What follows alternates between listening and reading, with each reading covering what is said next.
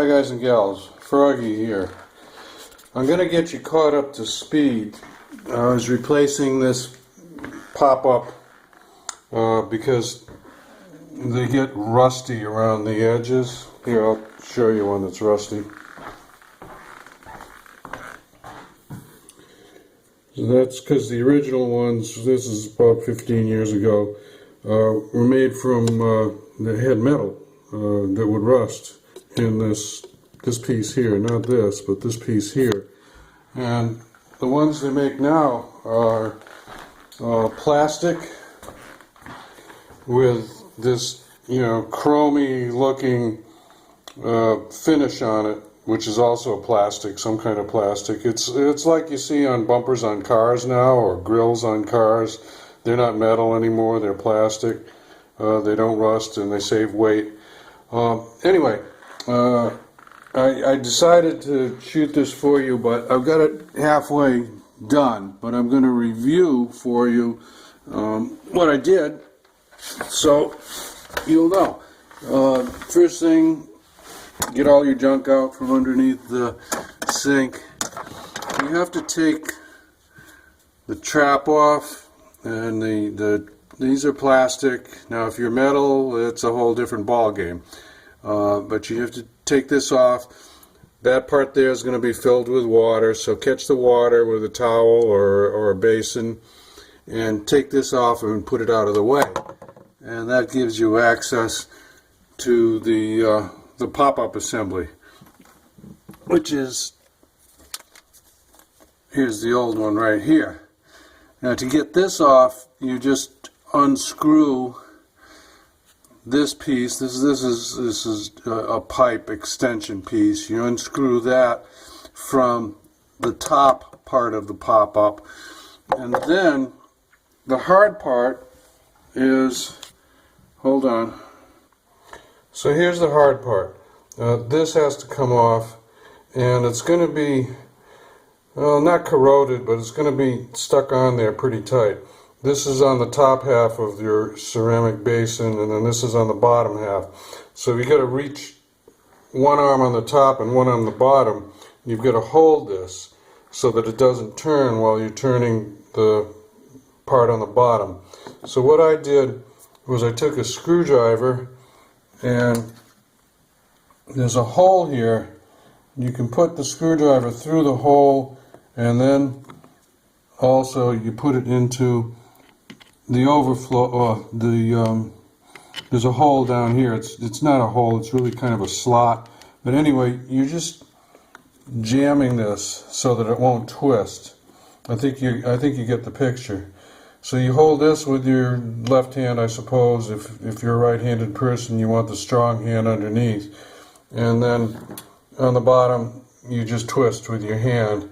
And you may get to the point, as I did, where you need a channel lock to get it the final few turns, because it's really tight. Let me show you a channel lock. Right there, there's the channel locks. So just use that to get a grip on the bottom part for whatever you need. You maybe need it for the whole thing, I don't know.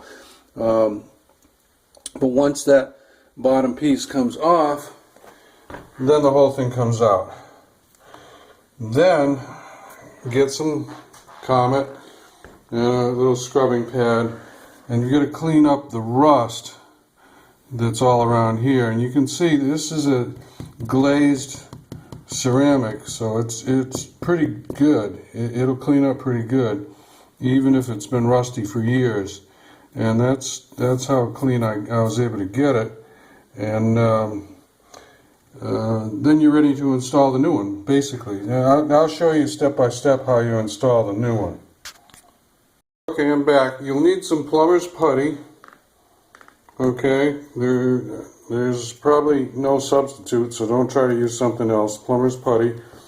And you're going to make this into like a little circle, like a snake wraps around here. And you're going to put it right there. I'll show you when I'm finished. And that's to seal this, because this won't seal without the plumber's putty. Now you're going to unscrew this top piece And there I've got all the putty on there. There's way too much putty, but don't be stingy with it. What you don't need will just squish out of the way when you tighten it up. So this is going to go on the top here, and we're going to stick this up from underneath and screw it onto this. And I'll show you that once I get it started.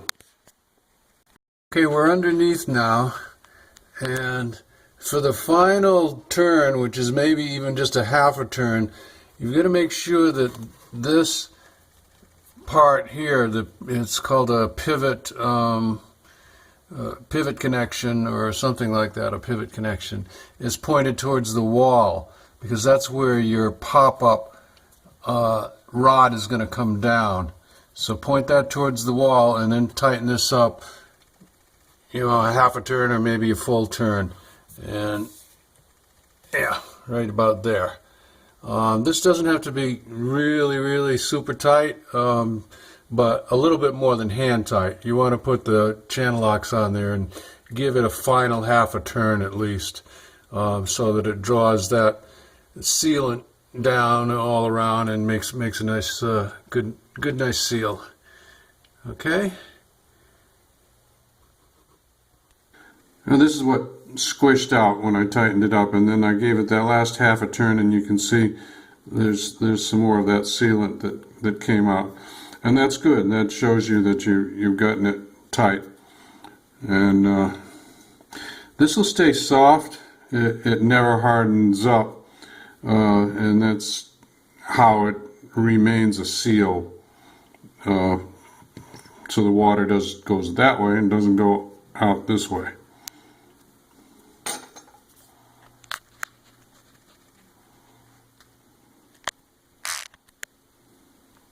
Now this is the pop-up that I've got for the other sink that I'm going to do, but I'm going to they're about the same. I'm going to show you. This is very important. This is what makes the stopper go up and down. But when you put this together, you need to put this soft rubber washer in first. It should come already assembled this way. Then this plastic washer, and the taper goes towards the ball, where the ball's going to be. Here's the ball, alright, and then that's going to go up and down and move your stopper up and down.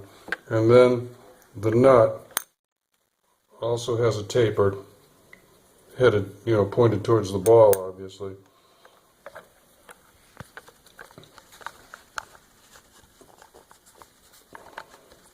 So, there.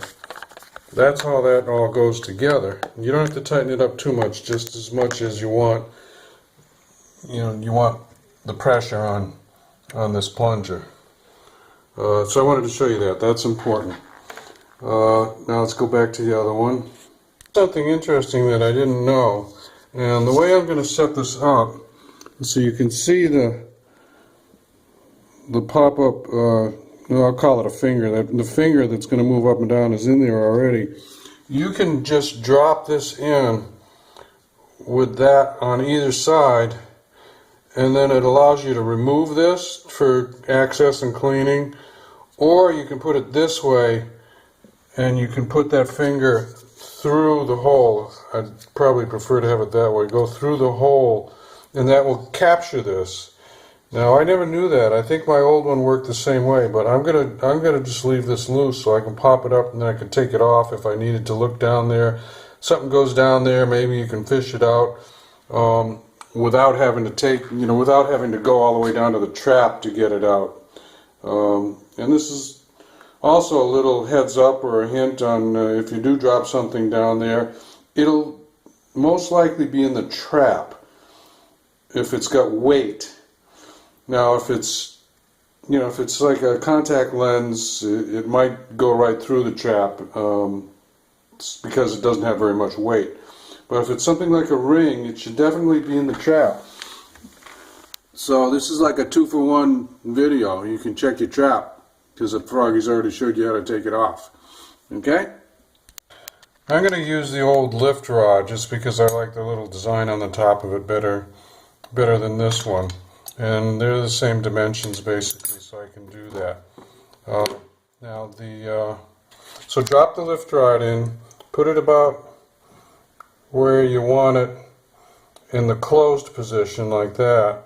Then when you push it down, it's going to be in the open position.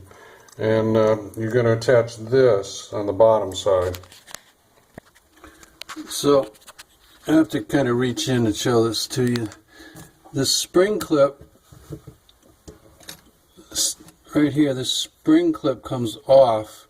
Doesn't come off all the way, becomes like one end comes off. And I'm going to try this second from the top hole to see how that works out for me. And then the top of this brassy piece goes onto, there you can see it, goes onto this shaft, and there's a nut to tighten it up on there. So I'm going to need 2 hands to tighten that up, and we'll see how it works. Well, that looks pretty good. There's press down to open, up to close. If that doesn't close enough, I'll just have to move where I tightened up that nut on the shaft. I'll just have to move that like a 1/4 inch or so in the right direction, and that'll seal and close. Remember what I told you. I can take this right out now, which I kind of like. Drop it in there, seal it up. So let me show you the pipes. They're going to connect up the pipes, and then we're done. We're going to reuse some of these pipe type connections. So I'm going to take that off of this old one and put it onto the new one, and clean these up. You know, see, the white stuff is mineral deposits. You want to clean those all up so you get a good seal, and make sure that all these little nylon sealing rings are all in place, and then everything just goes good and hand tight. That's it. You probably don't need to put any wrenches on these. And then run some water and fill up the sink, and I'll show you that. So there it is. Now make this one up first, and then this is kind of a slip joint.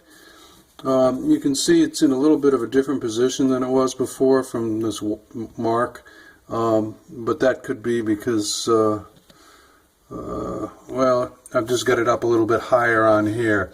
I could drop that down. You see it can go all the way down to there, so you know, I think I might drop that actually a little bit. I probably got this sticking in too much. Let me adjust that. No, it was more of the angle of this. I just had to shove this up a little bit higher before I tightened it up. So that's done. I'm going to fill it up with water and see if it leaks. Well, it's holding water pretty good. I don't really actually ever fill up this basin, so it's got a little bit of a leak by. I don't know if you can hear it or not, but I don't really care if a little water drips past that stopper. What I care about is if there's any leaks down here. So I'm going to fill it up and then let it go all at once so it gets a good heavy test.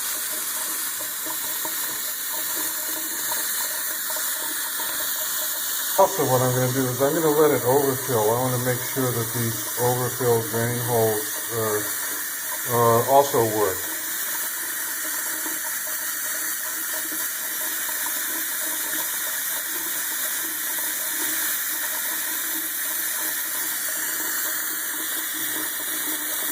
And now the water's going down those overfilled drain holes. That's just a safety thing, so that if you ran to get the phone or something and left this running, that hopefully those 3 drain holes would drain faster than this will fill up. Now, I don't know if that's true or not, but we'll see.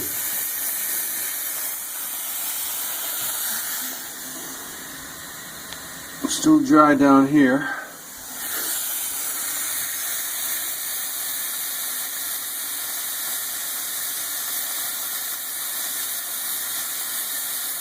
Yeah, let's say that's good enough. I don't want to waste the water.